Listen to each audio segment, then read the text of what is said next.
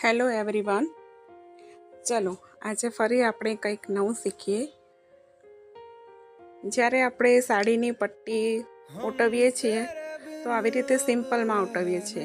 લગભગ બધા આવું કરતા હશે, પણ એક નવી ટ્રીક શીખવાડું છું. કદાચ ઘણા બધાને આવડતી પણ હોય, પણ જે ન્યૂ શીખે છે એમને નહીં આવડતી હોય તેમને કામ લાગશે. જ્યારે તમે સાડીની પટ્ટીને ઓટવો છો, સાડી હોય દુપટ્ટો હોય, તો સિમ્પલમાં ઉટાવવાને બદલે આ રીતે સેજ આમ રોલિંગ કરો, સેજ અને ગોળ વાળો. ગોળ વાળશો તો એકદમ વળી જશે. એના પર સિલાઈ કરો. એનાથી શું થશે? ફિનિશિંગ કમ્પ્લીટ આવશે. પટ્ટી એકદમ ઝીણી થશે, જેવી ઇન્ટરલોકમાં હોય છે. ઘણા બધાના ઘરે ઇન્ટરલોક મશીન ન હોય, મારી પાસે પણ નથી.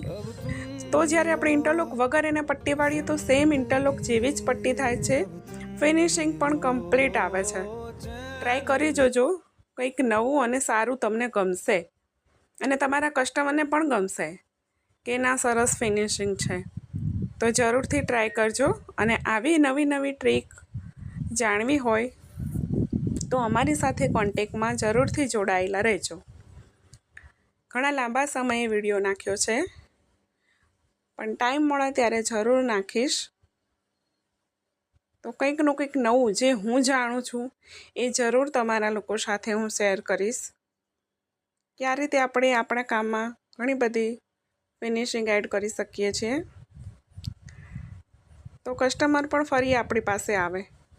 જુઓ કેવી પટ્ટી બની છે કે આપણે પટ્ટી સિમ્પલમાં બી ઓટાવીએ છીએ, પણ આમાં ને એમાં ઘણો ફરક હોય છે.